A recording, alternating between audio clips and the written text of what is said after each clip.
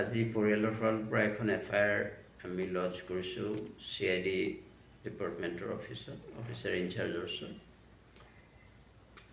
সেইখনত আমি বিশেষকৈ সিদ্ধাৰ্থ শৰ্মা আৰু শ্যামকানু মহন্তক একিউজ কৰি পেলাই তেওঁলোকৰ ওপৰত বিচাৰ আৰম্ভ কৰিবলৈ অনুৰোধ কৰিছোঁ আৰু এণ্টায়াৰ টিমকে আমি হেৰিৰ আওতালৈ আনিবলৈ অনুৰোধ জনাইছোঁ। আৰু থুলমূলকৈ মই কৈছোঁ, ডিটেইলছটো মই আজি ক'ব নোৱাৰিম। আৰু জুবিনৰ সম্পৰ্কে যিখিনি তথ্য পাতি বা ৰেকৰ্ডছ আছে, ডেটাজ আছে বা তাৰ মোবাইল ফোন সকলোখিনি পুলিচৰ আয়ত্তলৈ আনিবলৈ আমি অনুৰোধ জনাইছোঁ।